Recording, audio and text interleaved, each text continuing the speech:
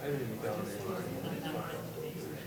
I just wanted to know like how to decide aesthetic. Also, deer heads or whatever. Amazing is very stupid. That's like that's all. If anything, I need to show you imagination.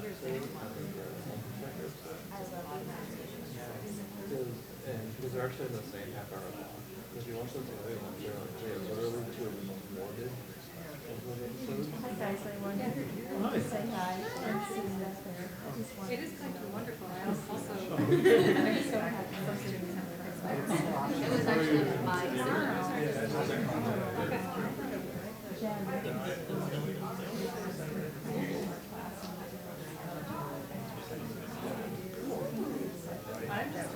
I'm just there for idea explosion, so if you need stuff to write about over the next few months, How are you doing? go to the box. Good. Big issue. Things were all really Yeah. tired. I did look at stuff. She got her foot scraped at horse. Sorry, I just got off work. It's fine. Nothing happened to it. I was just riding the horse to be walking We had close an to a amputation, post. so. So I'm sorry to bring that up. But you're okay. Yeah. I didn't break it.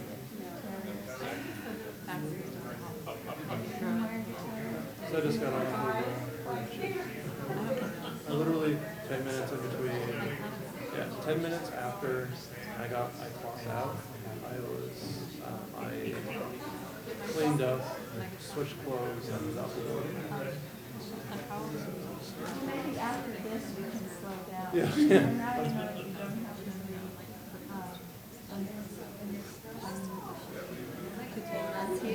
I finished that book yesterday. but you don't have to sit up and read it online. Did you get your books? Also, you don't have to sit up and read it. But if it skips that whole like awkward bad news of this, I'm sorry. Yeah, for sure. I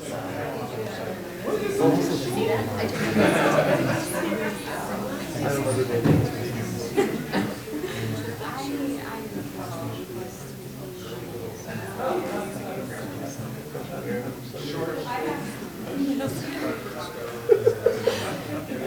Hey, my freshman year in college, that was 3.7.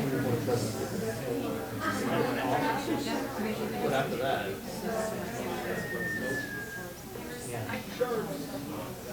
probably up there. I'm trying to be at 3.7.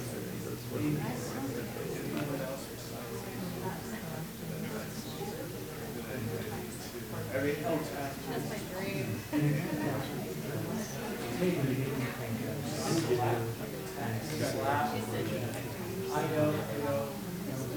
Just go with the 3.1.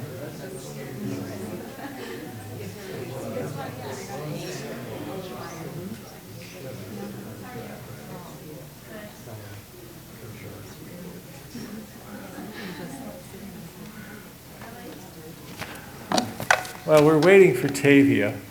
I didn't realize this is so amplified. It's like you can hear me in Baker County. I'm here. I am so sorry. It was a private avowal, as it were. I haven't read through these notes I made today, except for the first 3 or 4. And they're so riddled with errors that God knows what's about to come out of my mouth. But I will try to autocorrect. We know how well autocorrect goes. So thank you all for coming out here tonight, especially those of you who are not in the MFA program. And I see a few of you. Bless your hearts for being here. You are among a vanguard of the righteous. Tomorrow at 11 a.m., some bloody lot named Axelrod will be delivering a lecture, Authenticity and Its Discontents, in the alumni room. And at 2 p.m. in Ackerman 210, which is just the bigger room in the hall, Professor Ryan Derringer who has just published a book about railroads in the West, yes? Labor and railroads in the West, from the University of California Press. We'll be talking about writing as a historian. Just another just view at the writer's craft. And tomorrow night, and Friday night too, at 7:30 p.m. in the alumni room, EOU MFA students will be giving their readings from recent work. Can you hear me, Jody? Not very well. Not very well. I'm talking too low. Okay. But tonight, we welcome Jennifer Boyden and James Cruz back to EOU. They are two individuals who have grown very dear to me as they have become to their colleagues here at EOU and especially to their students in the program. Both also have worked closely with Jody and me on Basalt as contributors. James writing much of the content for our blog, and like Jennifer, periodically contributing poems to Basalt. The new issue of which is in production right now and should come out in the next 3 weeks, all things being equal. James's interview with Jennifer can be found in our online archives and of Basalt. And also, I should say that Jennifer's husband, Ian Boyden, was the featured artist in the last issue of Basalt. We featured paintings of his in which the paint has been mixed with ground up meteorites older than the solar system. We could just pause for a moment of silence just to think about what that possibly might mean. I first met James when he taught here at EOU in the fall of 2009. Is that? Oh, sounds good. Yeah, that's as good a guess as anyone. And the winter of 2010.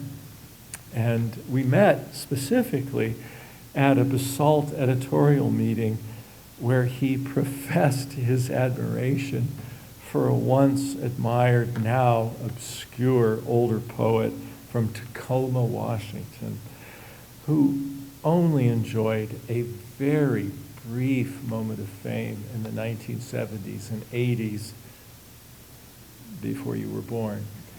And that a younger poet would know her work at all pleased me deeply, and I knew James was someone whose company I would keep.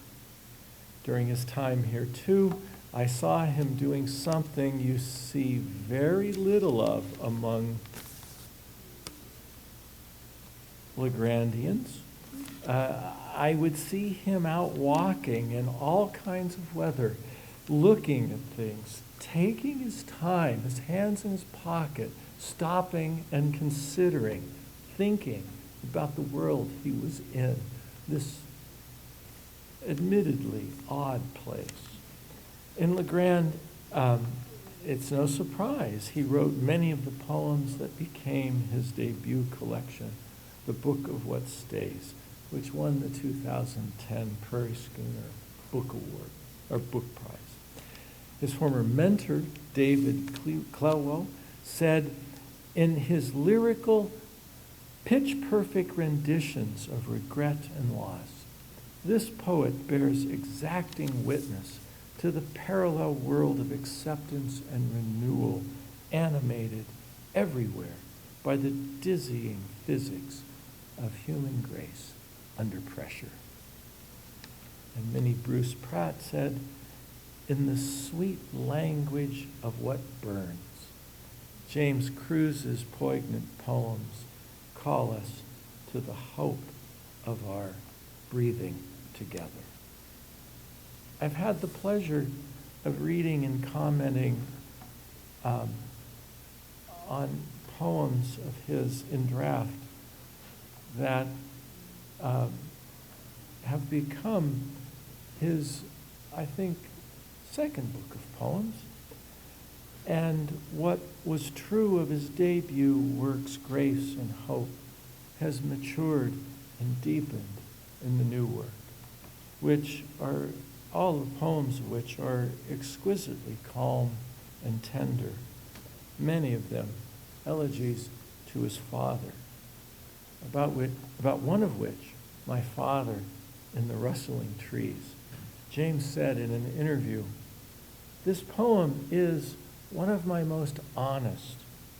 Days before he died, rather suddenly, at 43, my father asked us not to be sad when he passed. He made us promise. And though I could not honor his request, it has kept me in pursuit of an elegy that refuses the maudlin and excludes all self-pity, aiming instead for selflessness. As D.H. Lawrence once said to explain, he had little to do with the work he produced. Not I, but the wind that blows through me. It was James who, several years ago, introduced me to the work of Jennifer Boyden, and we have all three been trying to meet together ever since, and failing until the past week. And that wish has finally been realized. I've been thinking lately that much of the strange and violent behavior that drives events in our world today is an expression of the universal human anxiety over the effects of global climate change. Jennifer's poems, in many ways, are among the few that are being written that seem aware of this possibility. Her first book, The Mouths of Grazing Things, won the Brittingham Prize in Poetry in 2010, chosen by former U.S. Poet Laureate Robert Pinsky. Her next collection, The Declarable Future, won the Four Lakes Poetry Prize. Eleanor Wilner characterized The Declarable Future as a rare blend of the piquant and quietly tragic. Marissa Siegel, reviewing the second book for the Rumpus, said, "The collection caught her off guard. The unprepared reader finds herself on the same wobbly footing as the characters she will follow through the declarable future. And so she can thoroughly appreciate their predicament. This is the sort of poetry that disproves the argument that poetry no longer serves a purpose past being artful. It is the sort of poetry that reminds us that language is vital and that we can and should use words to investigate what it means to be a human citizen of the world."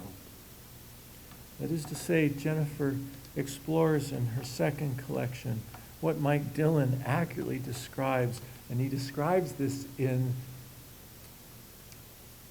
Walla Walla Lifestyles, The Valley and Its People and Its Wine, I think is the name of the magazine, right? It's something like that, which is about as great a magazine title as ever. Everything's there. He describes her work as the human condition in a troubled world of environmental degradation and alienation. Without moral grandstanding, the poems form an archway to hard-won empathy. In her Basalt interview, too, Jennifer observes, "My poems focus on environmental issues because we live in a dying world, and part of how I understand my responsibility as a moral being is that I don't feel like I can look away from that. The Earth's plight is a tragedy I am intimately involved with, as both an individual and a cultural product.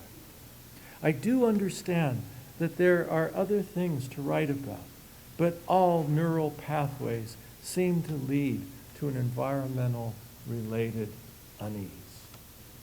In addition to her poetry, Jennifer has collaborated on several artist books, as well as public art installations, such as Convergences, which is a collaboration between Jennifer and her husband, Ian.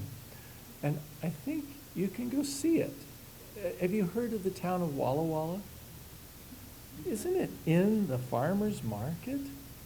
Yeah, Third Third and Main. and Main. It's right there as you're coming up. I want to say Rose, but it's not Rose, it's Maine. Thank you. Third and Main. Thank you. Okay. She says, I love collaborating with Ian. He's a joy to work with. Ian does the hard labor.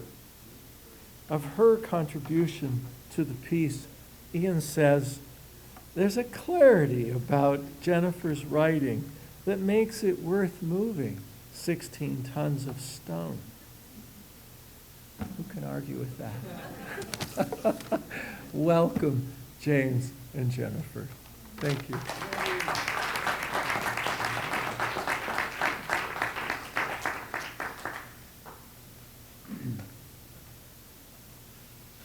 Thanks for the lovely intro, as always, David. It's always hard to hear one being talked about in such a way. I think it always makes my heart race a little bit more. I don't really get nervous about reading so much, but when you hear yourself talked about in the third person, it's sort of... So I think that since David mentioned them, and they are the pieces that are freshest for me, I'll start out with the elegies about my father. This forms the heart of the next book, and so I'll begin with those, and I'll probably jump around, read some new stuff, read some old stuff, and then hand things over to Jennifer. That's how it's going to go. So this first one is called My Father Asks for One Last Thing. Bending over rows of 4 o'clocks, now wet with evening, he picks off dead blooms, tipping their seeds into an envelope for next year, though he knows he won't be here. Through the screen door I smell cut grass, wild onion, gasoline. Under his t-shirt stained green, his skin's already begun to yellow like a window shade finally ruined by too much smoke and sun. Gloaming is not the word for how night shows up. Draping the city sky whose trapped sulfur and junk light fight off true dark. He looks up from cleaning the mower blades, knows I'm checking on him again. I open the pantry, pretend to be absorbed by jars of tomatoes he canned last summer, heirlooms floating soft in the murk of time. And when he calls my name, asking for a massage, having asked too much of his body today, his face is blank and gray like the sky before rain.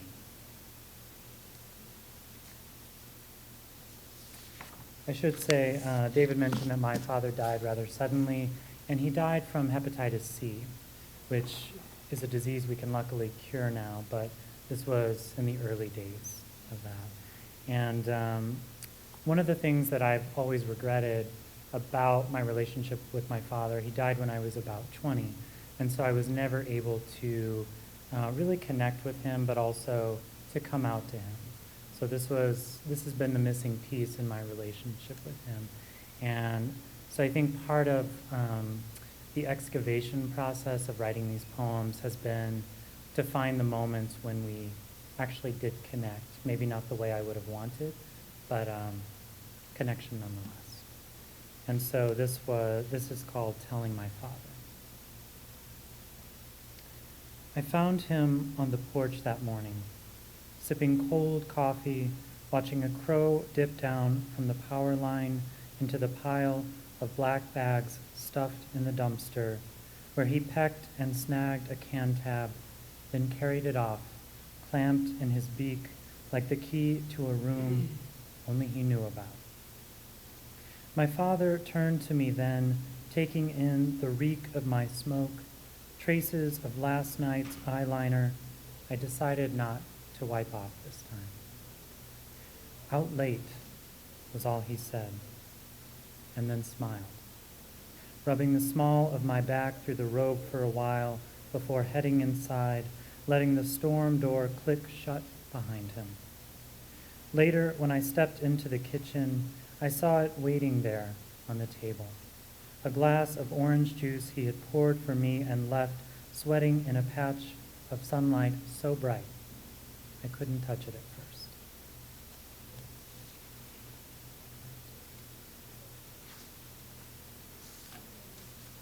And what happens a lot in this next collection is that I have these poems that are visitation poems. So when you lose someone, you start to have these moments where they've kind of come back to you.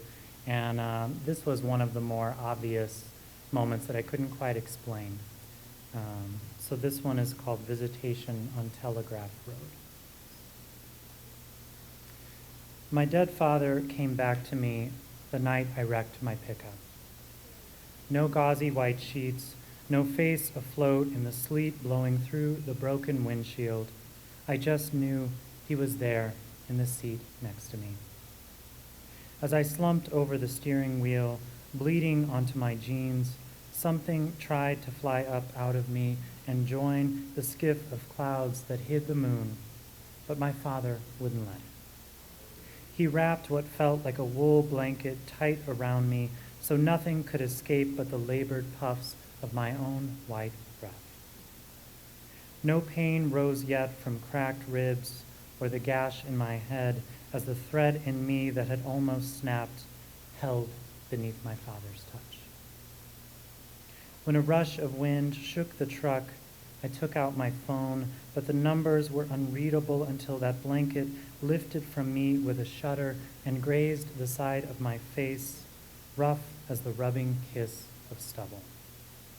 I dialed 911, felt the seat, but knew as soon as I heard that ringing, I was back in the world, and he was not.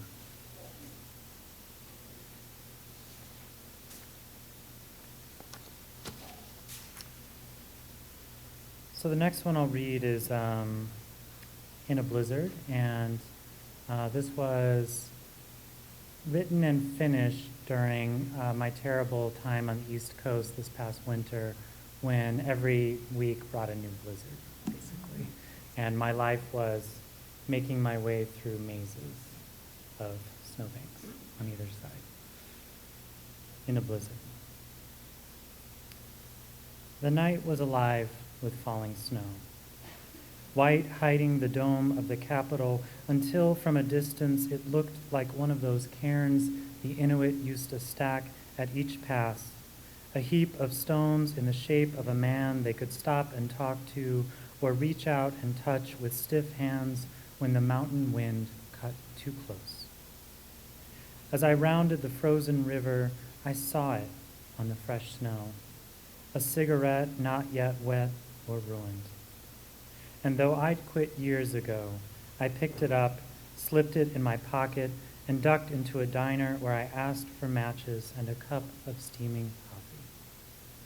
Almost home, I held that hot styrofoam up to the plow now grinding along my street, toasting the unseen man spreading rock salt like alms, bringing some noise to the rows of tucked-in houses his yellow lights kept caressing. I stepped onto my porch, struck a match, and lit the cigarette, letting the smoke bloom in the bitter air where it hovered for an instant, as if it couldn't bear to leave me. You still shouldn't smoke.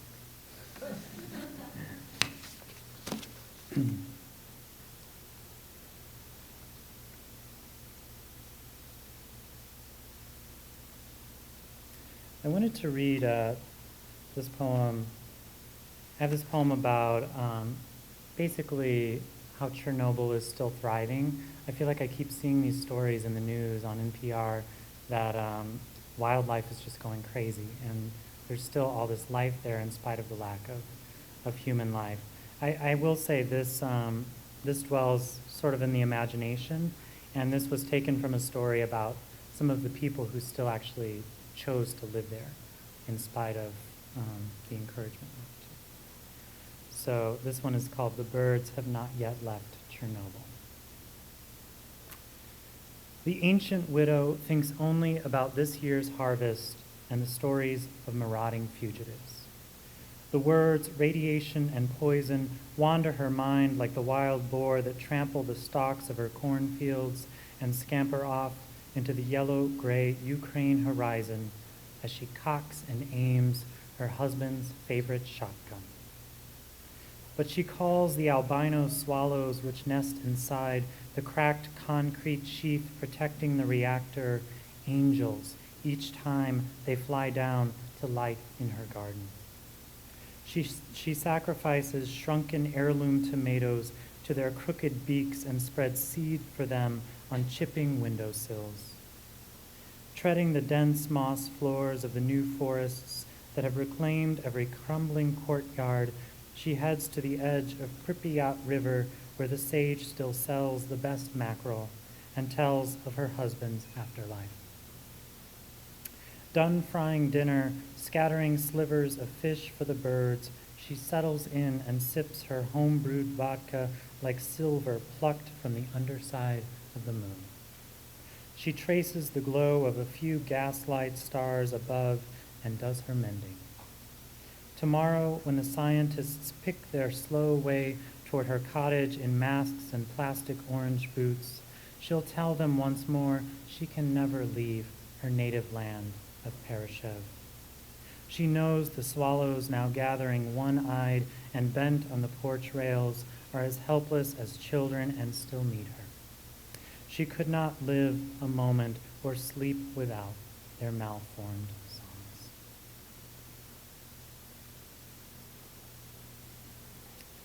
As it turns out, though, the generations, as they've kept going, there don't seem to be any negative effects anymore from the radiation, at least that scientists can tell. So in some ways that's great news, but maybe not great news for human presence in the natural world.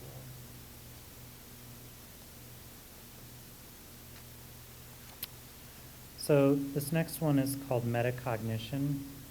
I think you'll get the idea from the poem itself. Neuroscientists insist it is the greatest gift of being human, this ability to take a step back and think about our own thinking, to abandon, for instance, the insistent glare of a grocery aisle just for a moment and climb the mind's Escher-like stairs when faced with those endless shelves of bright cereals, sprouted loaves, and pyramids of trucked-in produce, to ask ourselves, which one, what kind, and how exactly did my basket get so full? But I say any thought about decision can instantly ruin it, mangle and shunt our wise neurons until their instinctual paths run someplace else entirely, a nowhere door or useless brick wall. Imagine colonies of bees for the first time considering the theory of flight and tumbling down, or the pollen powdering their wings, pondering the shifting winds of the grand scheme, the butterfly effect, its definitive part in stirring up the most devastating tsunami. And what if a blossom began to contemplate pistils and stamens, or inquired of the air, why this wafting scent and then the falling away?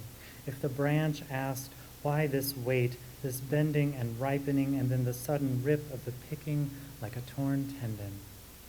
In short, what if the rest of the world became more human? Wouldn't the skin of this plum I have for some reason chosen today simply shrivel and collapse if the flesh started to analyze the nature of all existence, all sweetness and mystery surrendered to the far more grounded pragmatic pit? What if my hand measured its own shape against this page? If the palm now cradling the plum tried to read the lifelines of itself? If I wondered why the knife, the teeth, or the juice now helplessly finding my chin? If I stopped to ask myself, how much do I actually want this delicious thing? Sometimes I'm grateful. The mouth just knows.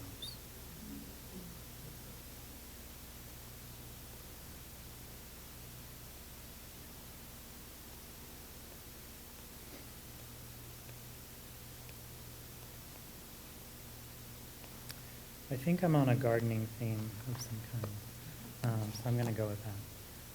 This one is called The Gardeners, and it's about my aspiration only to date men who are gardeners and who do all the work in the garden, and then I can reap the benefits. I'll pull weeds. That's fine, but I only want to do it a little bit, and I don't want to have to think through everything or build walls or anything like that. So, The Gardeners. Not a bit of grime smiles from beneath my fingernails as I recline inside beside a box fan, looking out, pondering the cloudless sky, that daily bread for the eyes, as Emerson described it so well. My lover, on the other hand, industrious almost to a fault, still tills the yard past noon, shirtless and sweat-blessed, kneeling on mounds of pungent mulch, which he spreads like a sacrament with both bare hands, ruining another pair of jeans I will, for a while, refuse to mend. When I hold out the plate of oranges I have peeled, depiffed, quartered, and arranged, and when I present him with a beaded pint of Blue Moon, as if it were an actual moon I'd lassoed, as if I'd ever go to that much athletic trouble for anyone. He just shakes his head and drinks, dreaming instead of orchards, of Brayburns, galas, and cameos, of the fritters, turnovers, and ciders he will conjure, while I stop to watch and praise the collusion of muscles that makes possible that grateful dip up and down of his Adam's apple as he swallows.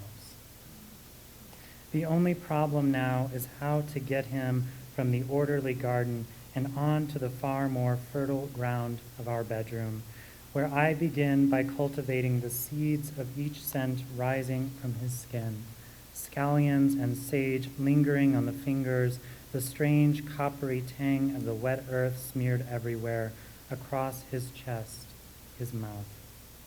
Though at first he tries to clip the sounds starting to take root deep in the throat, I won't let him, won't stop until the moans have broken into full-blown blossoms on his tongue, pomaceous, herbaceous, rosacea, until they have burst into the words we are both now falling in love with, forcing, staking, girdling, calling out pistil, tendril, loam, yes, loam, loam, loam.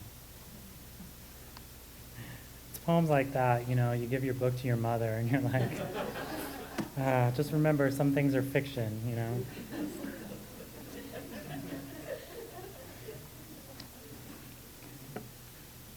So I'll read just a few more. Also in the next collection, there are a bunch of poems that playfully take up spirituality, playfully and seriously, I think, at the same time, but a lot of them carry the title of God. And so one is God Particles, which you may recall. I could almost hear their soft collisions on the cold air today, but when I came in, shed my layers, and stood alone by the fire, I felt them float toward me like spores flung far from their source, having crossed miles of ocean and fields unknown to most, just to keep my body fixed to its place on the earth. Call them God if you must, these messengers that bring hard evidence of what I once was and where I have been, filling me with bits of stardust, whale skin, goose down from the pillow where Einstein slept, tucked in his cottage in New Jersey, dreaming of things I know I'll never see.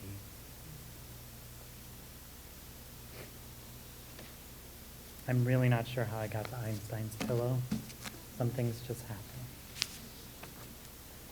Another one in this kind of series that I thought would be appropriate to read when pot has been legalized for recreational use in Oregon is called God Bud.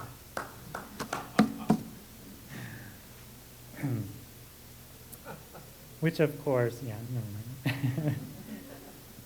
Again, like a poem I worry about my mother reading, I'll just say. He took the glass pipe from his lips, his face lost for a moment in the smudge of smoke that clung to the air as he exhaled. When it cleared, I could see he'd slipped beneath the surface of himself, a stone dropped in the pond of each green eye as he knelt on the floor before me as if for worship, and packed the last of his stash into the bowl of the pipe, telling me it was my turn to try that strain of weed called God Bud, for the way it cuts a path through the mind's clutter to the place where revelation is supposed to take hold. I have never believed that pleasure outranks pain, that beauty trumps truth, but I let him press the tip of that warm pipe to my lips, his lighter flame licking the purplish leaves awake as I sucked in the smoke, holding it so long my lungs ached and my eyes began to water. When God enters me, I thought it had better burn. Maybe the problem with dating people who are good at gardening, kind of have access to a lot of weed. Or maybe that's a good thing. Maybe that's a fringe benefit. It's not a bad thing. Okay, one more. This was another one that was written during the terrible snowpocalypse of this past year. And this was when I had just moved to the East Coast, so I didn't know that many people. And so the library basically became my best friend. And so I would just go through the maze of snow every week and check out as many books as I could, which meant getting a lot of books I hadn't read before. And one was Maurice by E.M. Forster, which is one of these novels you see quite a bit on lists of like gay novels that you should read if you want to know, whatever. So I just, for years, had resisted it. And I think I was telling people the other day, it had this horrible cover, purple, these two men on white horses, and it just looked like, I'm going to hate this novel. I was wrong, as I often am. I loved it, and part of it was that it's a queer story, not to ruin it, with a happy ending. So, and this was, and this was written in the 60s, so very transgressive, though not published until later. And the title is one of the quotes taken from the novel, "Scents were everywhere that night," as in S-C-E-N-T-S. I love that delicious passage in the novel when sleepless Maurice steps out of the kitchen back into the night, then notices the figure of the gamekeeper leaning against a wall in the garden. Again with the garden. "Good night, sir," is all he hears, then pauses.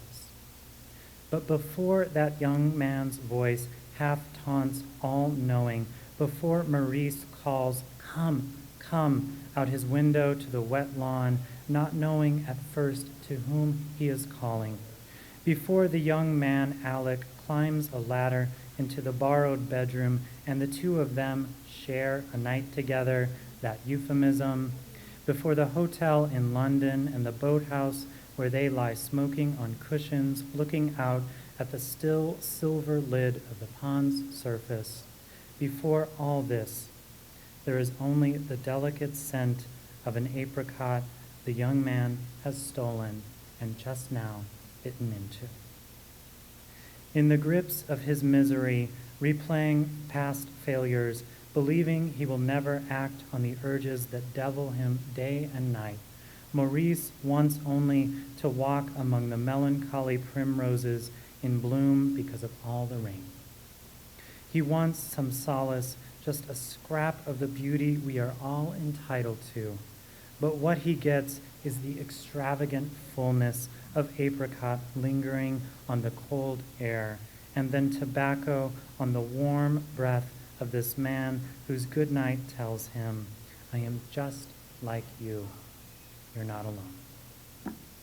Thanks, guys.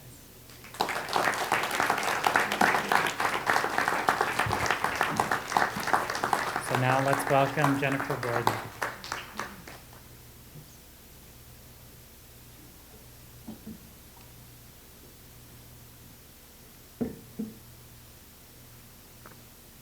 Hey there. This has been a few weeks of just giant generosities in every direction. I'd like to thank Jody and David for being beautiful hosts as always. Thank you. Thanks to you for coming out tonight. It's been a real pleasure too. I've finally gotten to meet James, with whom I've had a beautiful writing relationship with for years now, really. Yeah, amazing. And then the generosity, too, of ideas, sitting around in workshops and the people who are giving lectures. It's been astonishing. So we show up and teach, and then we take back. So thank you.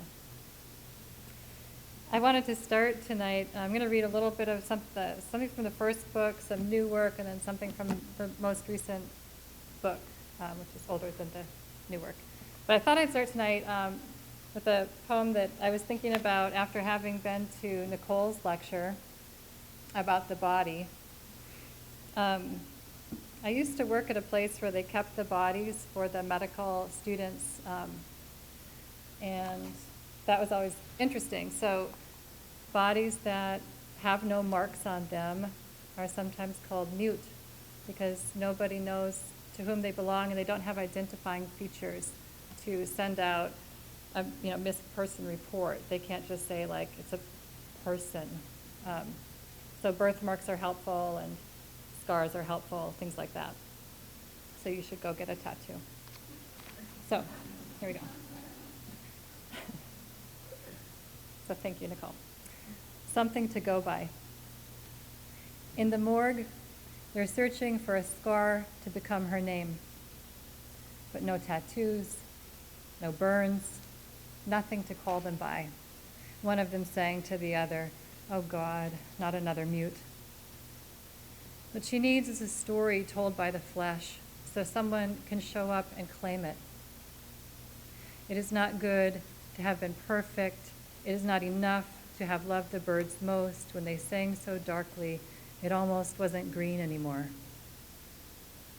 Odd mercy to have pushed her down the stairs or thrown the knife that scarred. Anything to get her home.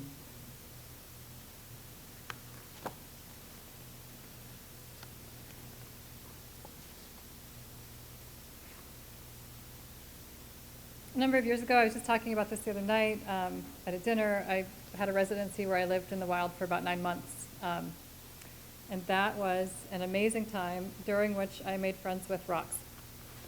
And they're interesting. If you have the time to give them to chat with over an extended period of time, there's a lot that you can learn from them. The other person I learned a lot from at that time was a guy who helped me tie flies and I learned how to tie flies when I was there. And so I wanted to read a poem called Fly Tyers Monomania, as I've been thinking about that residency again. Incidentally, it's called the Penn Northwest Wilderness Writing Residency, and I encourage you to check it out if you're interested in doing a 9-month wilderness residency by yourself or with a partner in a cabin, off the grid. Fly Tyers Monomania. It's in 4 parts, and each part is the name of a different fly that I tied. 1, the dark heart. My dog's fur shone in his fever, and I clipped all I could. On the floor in the dark, I counted his breaths. I whispered how he was my Kansas, my little undertaker, the dropped anchor of sleep. I meant to eat by the flies of his fur, so named them for the black realm of my heart where he lives, my biter of children, scar of my palm. 2, the last word. I dedicate this fly to the fish of the fallen river. It is a poem of hook and shank and feather. It sinks like bone. It casts like the logic of knives. The song of my own hair, it is how I call them from their stones. 3, the strangler. Black as a mouth of water, and laid over in a silver rib. This fly is so tight, the hook is a grace. I dreamed it as the hunger of fish. I cast it as the hunger of flesh. 4, the voyeur. I want your hair and the feather of what has fallen. Give me the sweepings of barbers, the heads of strangers who leave their curtains open as a wing. I want a lock to call you by. I want to tie you into my crescent of hunger. I mean to take you home.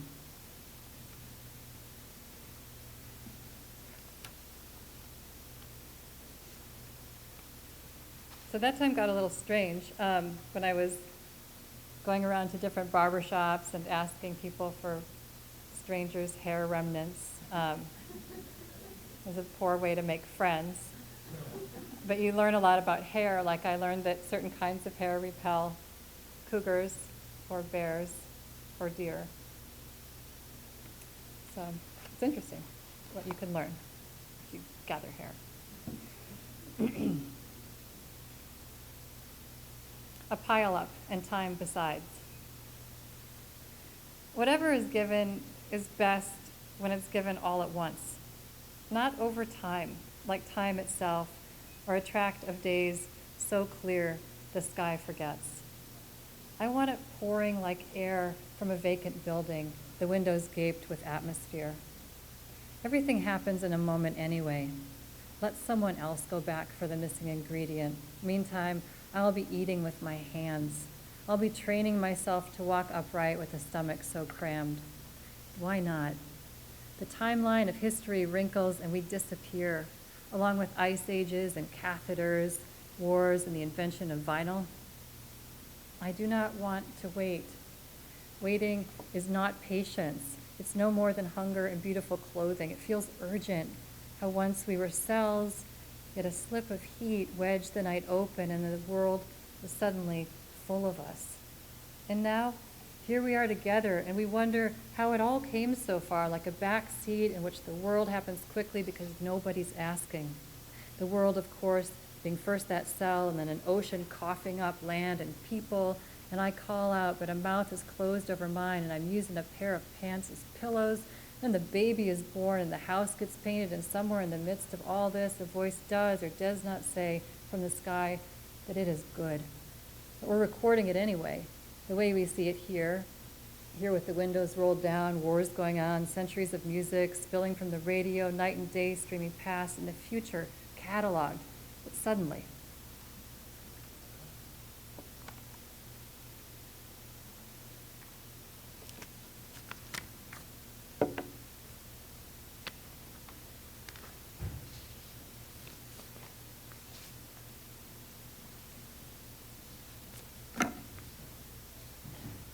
Street of the next possible war. I had an idea about street names and how they instruct our first encounters, with place as a representation of imagination.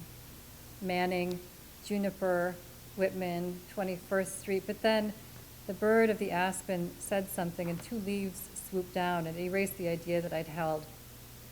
The leaves became those streets, and I turned down one of them. It was autumn, which hurt me where my mother had been.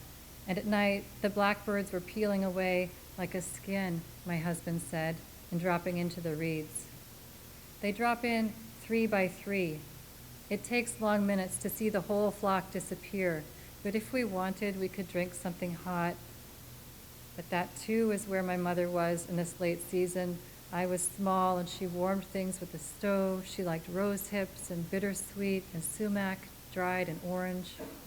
The kitchen sang in persimmon, cupboard drawers and mittens burned by a bulb can be healed by an apple. There was a road we lived on, and it was sold. It had a red barn and a lake where cows swam to meet our sinking boat. There was a bell for food and a chair for company. My daughter asked once if she would ever know war in her heart. I was driving when she asked me that, and the house that I had grown up in had been sold when I went away for a month, but I was told I can visit if I want, so the answer was yes. The war will have a name, the name of a street you love. There are birds which will blister your ears or blind your soft parts. Their songs and the songs of all the rest will leave you if you shoot too many. On my street, I knew cardinals and geese, wrens, a shining grackle. I jumped from the barn holding feathers. I fell, but nothing broke. It is how we live atop this rushing world.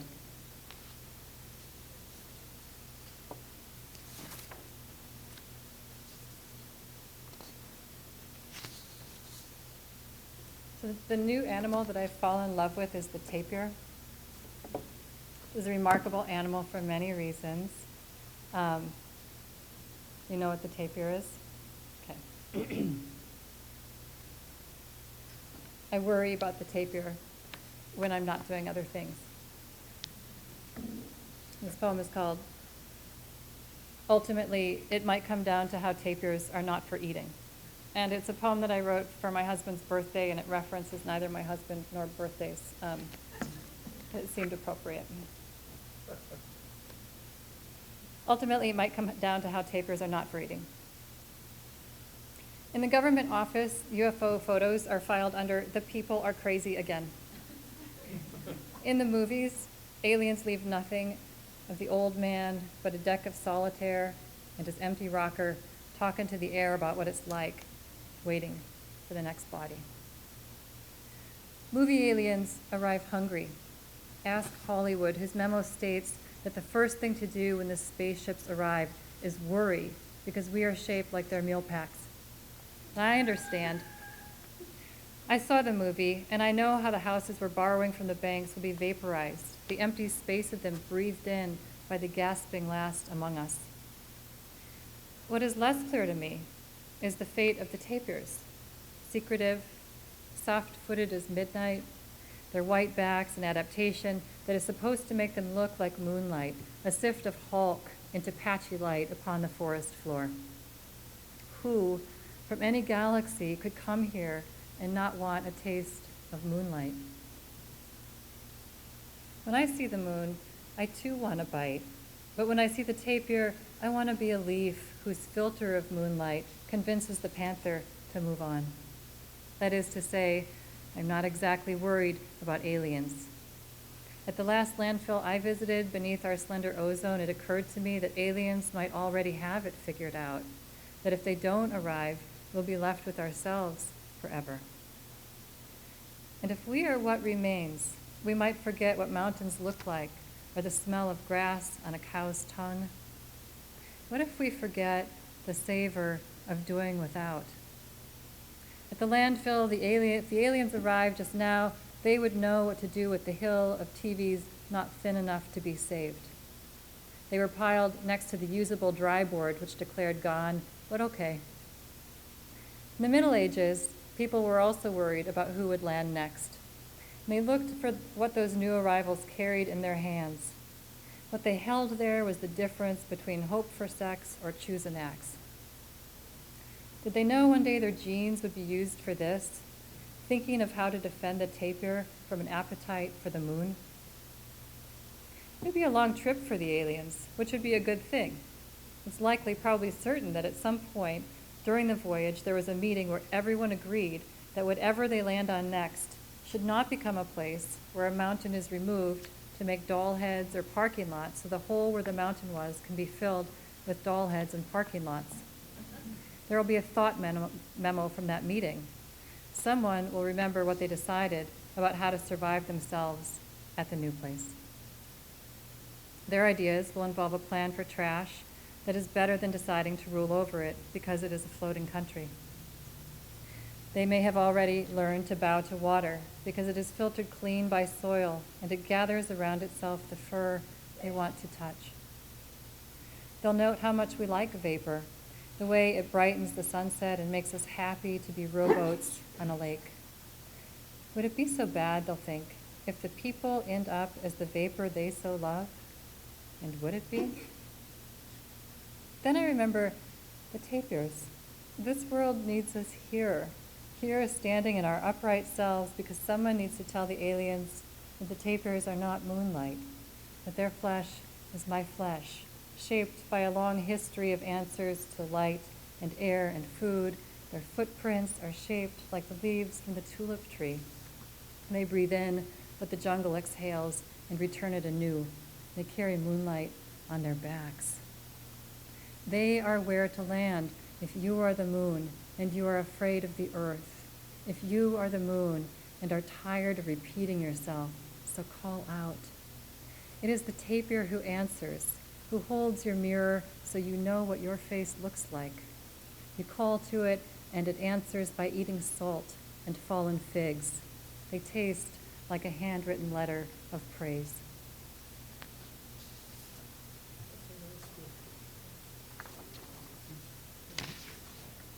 A good tapir poem. Should have a competition just for tapir poems. Like, okay.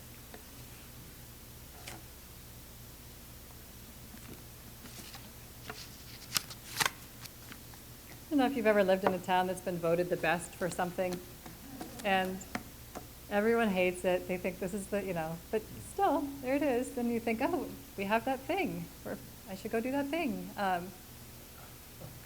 So I was thinking about the dread of living in the town that has been declared the best for something, and how quickly the thing that you discovered enjoying is suddenly an invitation for other people to just put their mouths on it. Okay. So anyway.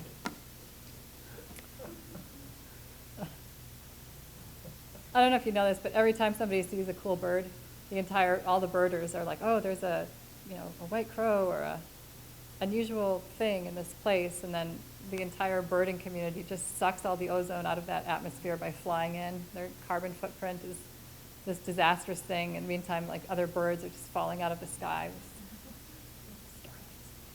All right. Anyway, let me see if I have that address. I'd say it's a good sign if no one mentions you in a poem. Because once you're there, others can press in for the view of your hairs, the soft layer of stone laid down by the toppling. Rubble of our days where the buildings hold bread and shoes of ambition and the size of our cash machines. My cousin whispered of ovens when I was 7, and later history arrived and confirmed he'd spoken the truth. By the time he'd said it, the people were already dead. We've been getting the message. The ark, a flood, animals paired and saved and then storied, and so undone by their unlikelihoods. Remember them? Their impossible necks, spots like splotches of soup, movement to the next branch slow as winter crank. If we're hearing it now, it's over. Elephant, rhino, polar bear. I hate to say it, but salmon, tiger, Marble Island butterfly. Poems are no refuge. I once wrote, grandmother. I once said, eternity, house, baby, shining floor. Water, deer who accept my apple, soil, human at the other end of the line. I like the trees where fruit rots so the birds can get drunk too. What am I holding here? What of this beautiful place should we not pin to the map next so it may be discovered? Olive, ice sheet, carcass on the watered lawn.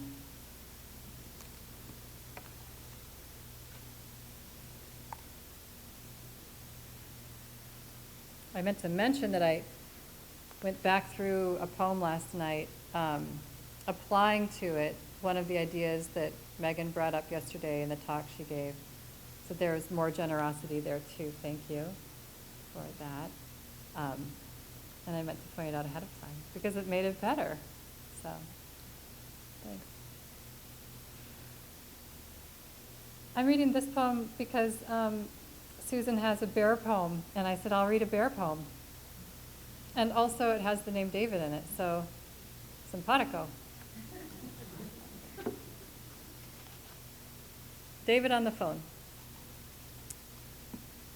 David, sober, says to feed the bear who's eating the birdseed in my front yard. He says I must, for him, feed it, so I'll earn a badge under the God he's wearing lately. God with eyes, God who sleeps a lot when David needs him most, and whose waking patience is thin as the bear's winter cells.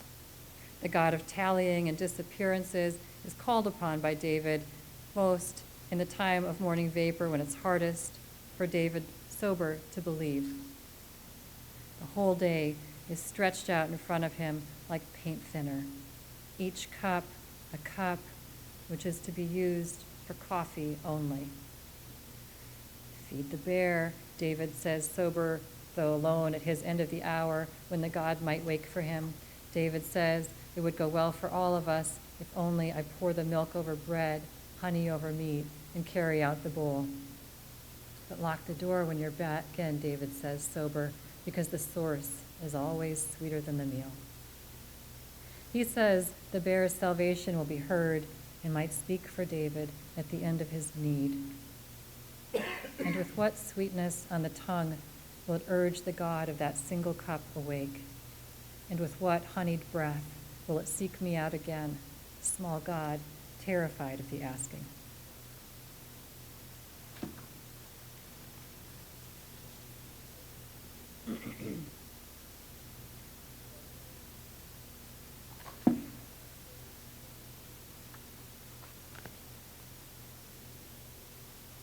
As if I hadn't worn it quite enough, time tattoos my arms and face. The lung is one way to enter a tree. Exhale, and breath makes a shadow. The tree breathes back a dress of vapor, and it is not necessary to wear much more than that. Not when the body prints its headline of loneliness on the bed. Something broke here. Exposure is made of light. It's a filigree lace that hangs to dry on the air. My breathing was meant to insulate me from the world pressing itself all over everything, like a little lingerie between what I hoped for and the rest of it. Machines, cowboys, hospital breakage, motels, bags from the car, loose hands that confirm the cross-references of someone else's desire. What am I if not a portrait of inhabitation? My body assembles in the light, pinhole, curtain slit, key shaft of the onlooking. It takes so little to be inhabited. Exposure in each cell surges to what called forth our first eyes, the first blooming of peonies and foxgloves, the fanning open of leaves, which I hear and answer in breath. I've not asked for more than my share. I want to be answered when I ask, which means to be dressed by breath, assembled by light, and admitted into the history of trees.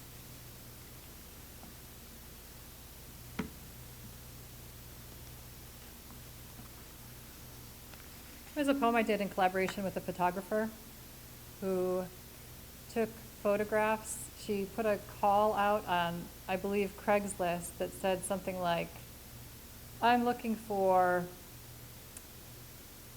older men with scars, tattoos, and like surgical wounds to photograph naked, as well as women who feel that they're past their prime and would like to be photographed naked by a stranger in a hotel room. Okay? So there's something unusual going on there, something that I was interested in where I saw the photographs in thinking about who says yes and shows up in a vulnerable position for a person they've never met and don't know. It's a person who basically knows how to use Craigslist. That's all you know about them. And you think, this will be a good idea, and in you go. So what I was compelled by, I interviewed her for a while, and then I only used words from that interview in that poem. And it was a really interesting exercise. But when I looked at the photographs, I didn't know what to look for. And what I ended up being so interested in was that I don't think the people who showed up there knew what to look for either, but they had a sense of self that they definitely wanted to project, and they didn't want to be forgotten. And this photograph was going to capture them as a person who was spoken to, who was asked for, who was summoned. And each of those articles that they read, each ad from Craigslist, it didn't speak to a bunch of people. It spoke only to them. But each one of those people saw that and thought, this is talking to me. And they showed up with that self in a room and inhabited it. And that is one large step. But the looks on their faces, the sort of vulnerability in the air was just an astonishing feat. So that was work by Jocelyn Lee, L-E-E, who I believe works and prints with Pace in New York.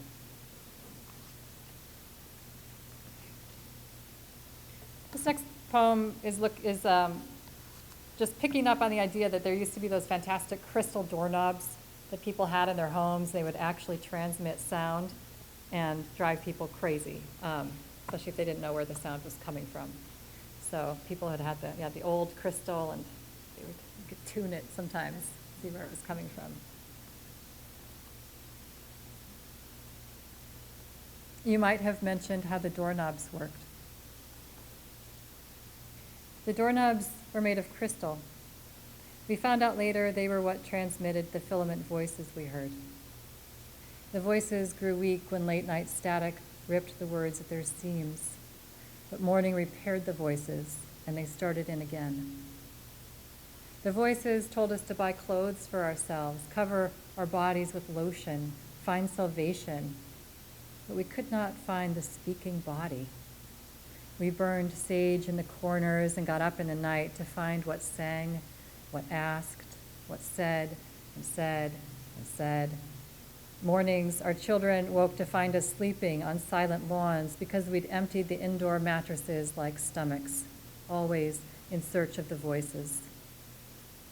Then we'd head inside again, where the sounds swelled across our breakfast. A horse crossed the finish line. The president was up to something.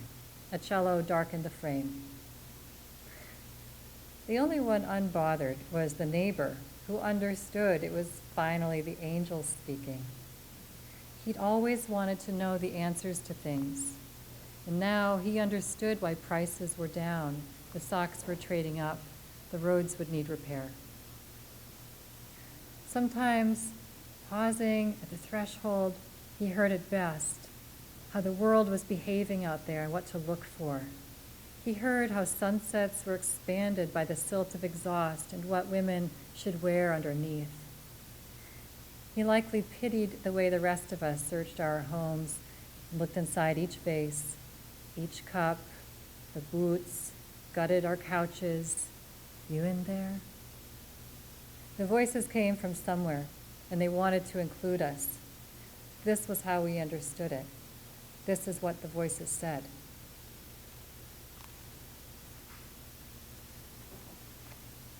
I'm going to end with this last poem. The last poem I read about the doorknobs, and it's weird because in the first book I wrote, it was also about listening for other kinds of voices, and I think that is my role as a writer. Different writers probably think they have different roles, but I think one of mine, because I'm a person who likes to sit still, and that feels like work sometimes, but I like imagining the different voices of different things. So this book is a little bit of a meditation on a recurring character, the lost man who wanders through, and I spent a lot of time with his voice in my head, and I'll read you his will. The lost man leaves a will.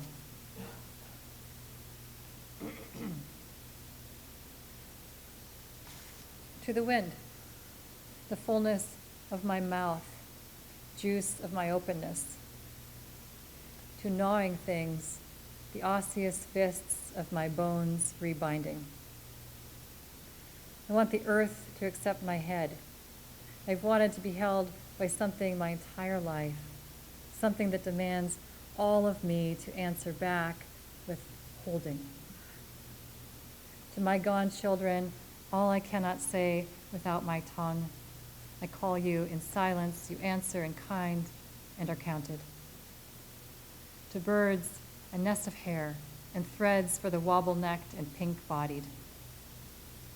I give the trust of grass to bear and raccoon, to the crepuscular world who pauses before taking, whose staring eyes give back the light of cars as if to fix the breakage of air before the great coming down upon them. I have been broken. I have been broken. My walk from one place to this did not leave a trail. I walked my route once only, and once forward is not enough to be remembered by grass. My path is where I column into my own shape. I give space to air with my leaving. I give space to flying with my leaving. I ask for nothing in return, and I've already received more than this, and worse. The world afloat answers at once and for nearly everything, animal bellies untethered and dragging, to the leaf, serration of my teeth, to water, ice of my witnessing. It will need it. To deer, asking, and then emptiness before slaughter. The grass should take my memory, but to the trails worn by the escaping many, the mud of unknowing. Here is what I know for now. Worms, I have loved you rightly, since I learned that dirt holds secrets blind and dependent on whatever mercies we're willing to gift. I gave you names.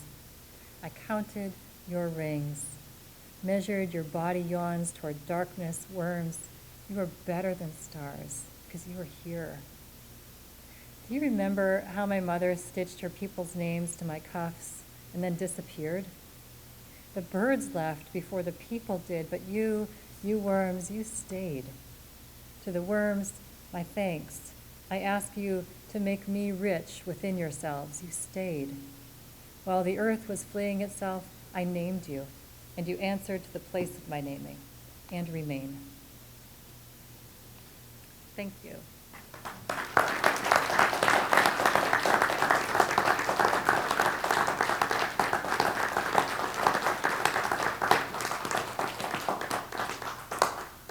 I was told that if that we have time for questions, and James and I are very happy to answer them if there are any questions.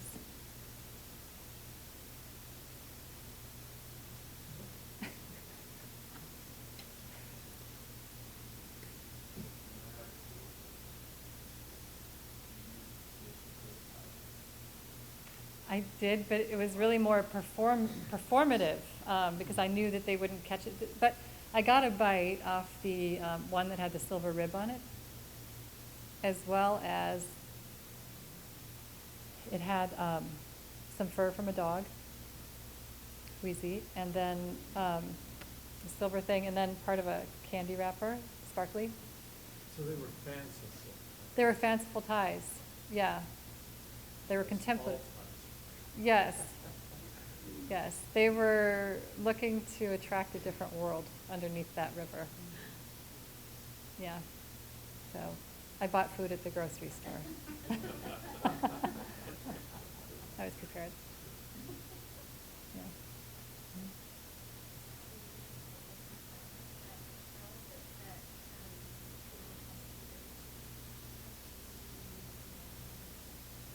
I can't hear you. How does hair look Oh, the smell of it.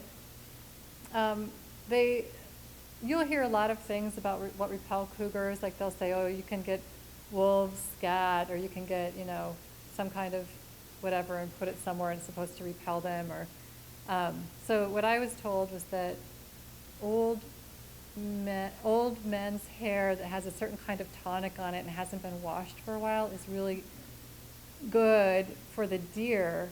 But for the cougar, it was like Aveda products because there's like this weird civet smell in it. So they'll tell you this, but it's not like I was going out to the areas most frequently, visited by cougars and then waiting to see who was right. But yeah, you learn a lot of that kind of folk knowledge, which is always so interesting. Yeah. Maybe it did.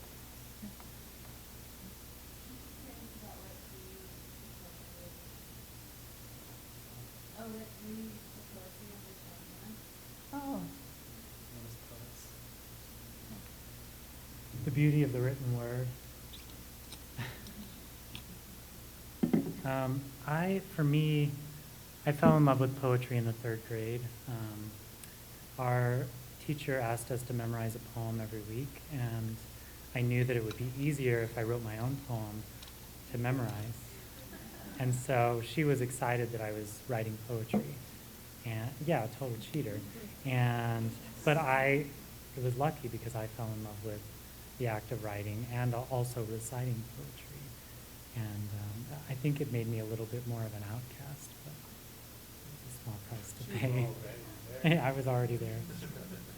I have a little bit more of a backwards way to get into that answer. And a couple of years ago, my family and I had the opportunity to go and live in China for a year, and people kept saying, well, you don't speak the language, won't you find that difficult? And in truth, I was so excited to go to a place where I wouldn't understand anything, because I find so much of the daily chatter that we're surrounded by to be upsetting, because I do understand the words and I totally don't understand the value. Like it's to me, it's like this nonsensical just chatter that's going on all the time, and I figured if I'm going to be surrounded by it, I would rather just not even know what it is. Poetry for me makes a lot of sense. It's one of the first languages, I think, when I heard it, it made direct sense. It entered me in a very direct way. I felt like I was profoundly moved by it. And I felt that when I was writing it, it became a way to acknowledge an interiority that oftentimes doesn't have a place in our culture. And I think that it's a really important place. I think the life of our emotional, psychological, resonant self is often seen as being unequal to our physical selves. And I'm not sure why that is. So with poetry, I think it's just it's an extremely relevant language that gets right in at something you didn't even know, an emotion you didn't even know could be nuanced, very complex interior self.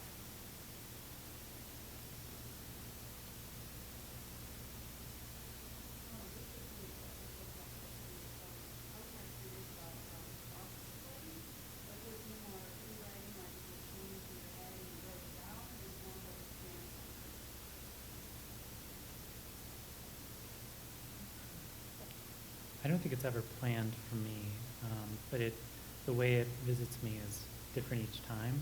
So sometimes a free writing, sometimes we were talking about this among MFA students. Sometimes you're just visited by a line that's really tantalizing, and I'm also a little burdened by the chatter, but occasionally you do hear a line of dialogue that sparks something or that sounds really interesting, and you sort of want to follow that thread. Whether it's in a poem or fiction or nonfiction, whatever. So that's often the genesis, but I would say the magic happens during the really just kind of mulish work of revision, just the heavy lifting and the repetitive, like rewriting and rewriting and rewriting. So it's that initial jolt of magic, and hopefully that carries you through the whole process. Yeah, I bet everybody's is different. I oftentimes start with something like with the tapier poem. I wanted to write a poem for my husband for his birthday, and so I thought, what do I love? Tapirs.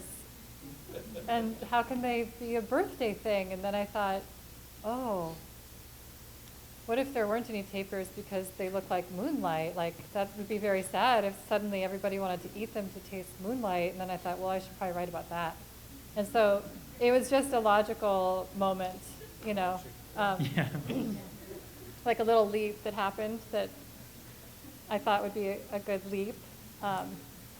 Something just happened. So sometimes just looking for those funny setups that trigger that thing, and then you have to write for a long time, or I do anyway. And sometimes it's an image or just a sound, and then I have a little notebook I carry around, and then I connect it to other things in that notebook, and see what happens.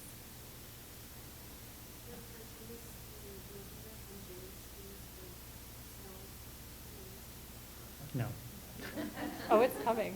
Yeah. It's coming back, yeah. Upstate New York is already getting snow, I think, so. Yeah. I live in Rhode Island, and it's on its way down. I Soon. sometimes, I miss the silences of being alone. I do miss that. I think it's a good practice, you know, to go to places where you're alone. I found out that when I was out there by myself that I had been lazy and had allowed other people to do things for me that I was perfectly capable of doing for myself. And they weren't going to do themselves when I was there alone. So that was a good lesson. I don't miss that specific wilderness. I'm very grateful to have it. But I love finding my way into other wildernesses. I have some rocks I like to sit with now. That's soothing. Anything else? Oh, yeah.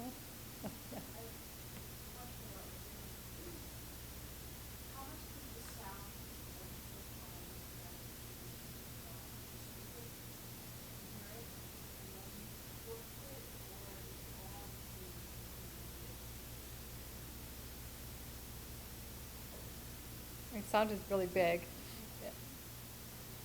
Sound can get you into some great new things in revision. Like if I read stuff, I'll write it down and I hear it. And then there's eye stuff that happens on the page. So you see repetitions happening there too that are exciting for the eye. So rhythm for the eye, that's great. And then reading it out loud, sometimes you'll find that stuff that you love because it's going to sound juicy and it all connects is just overwritten. Like you've written it because the language sounds so good, but when you say it out loud, it just sounds like a show pony, you know, and it needs to go. But I think the revision, I love revising because that too is a form of stillness. Like it's a form of allowing something else to talk back. So when I go about it, I read things out loud quite a lot just to see how it's going. And it helps me with my line breaks too. I think similar for me, it's kind of a back and forth, but I write by hand mostly, and so in my best moments I'm able to kind of trust my subconscious to do some work for me, so I'll just write something over and over, and slowly the words will often organize themselves, and some words will pop up that I didn't even realize, like the sound was very tantalizing, or you know, the collision of these words is very interesting to me. But it's a back and forth, and I think I agree with what Jennifer says about, you know, sometimes the poems can come out overwritten, especially if you're just standing alone in a room reading them by yourself. Like, oh, damn, this is good. And then I think that's why it's useful for me to share with other people, because they can point out those moments when you're taking it a little too far. And those things make good titles. Sometimes you can rip out something that's overdone and it becomes a good title. She's good at titles. And sometimes I don't read things properly, and so it gets mixed up. And so I was reading something the other day that talked about, I don't even know what it was, but my misreading created something much more interesting than what I had seen. And then I took that misreading, and it's been tucked away in my notebook of possibilities. So I mean, sometimes that works too with revisions, where you're like, this is better with the misread. So.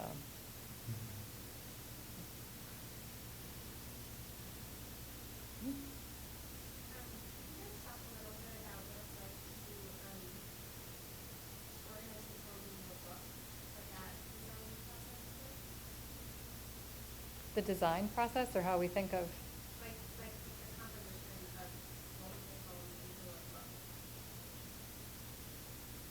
I think it's different every time, and with every single book, I mean, I'm still learning that process, but it's also my favorite part. because you kind of get to sift through the huge pile of stuff you have. And then it becomes about how the poems converse and communicate with each other.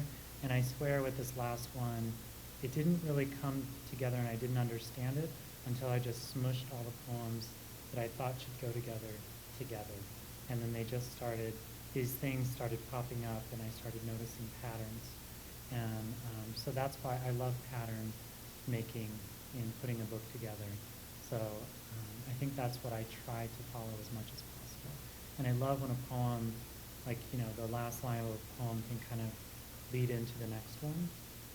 Maybe not even directly, but it could be like a kind of collision, like, oh, that's interesting. So the juxtaposition piece of it. Yeah, because it makes, it like reinforms the poems. Totally, yeah, they Yeah. they totally change, and I feel like I don't actually know what a poem is doing until it has its home in a book. Like the book to me is the highest thing, it's the sacred thing. That's part of what I love about the book too, is that when you hold it in your hands, it's such an intimate size. It's a beautiful size to hold. He brought some copies tonight, so you could get one, try it out. You It's can great. hold them. You know, the book putting together process is something that I really struggled with for the first book. I've sent it out probably over 300 times. And just finally felt like I needed to, you know, get it done. And so I went to a manuscript workshop that was kind of looking at the arc of things, and I was astonished there to find out that something that had been my experience was a universal experience, in that editors looking at a poetry manuscript do not read the poetry manuscript from first to last poem.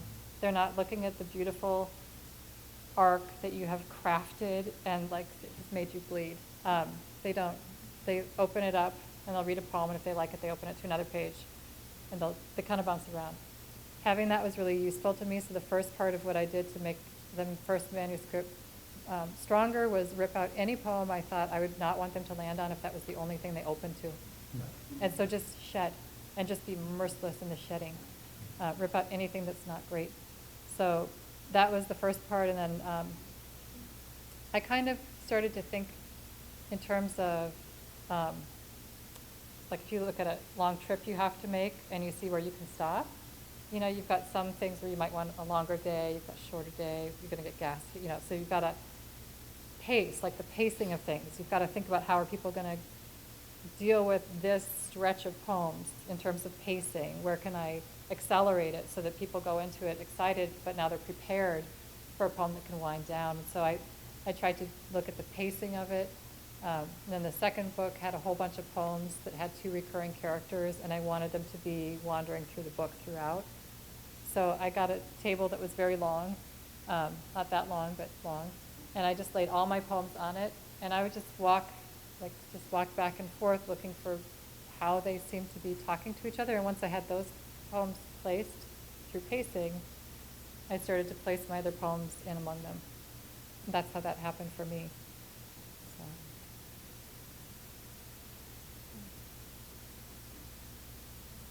Thank you all so much for coming. Thank you. Good night.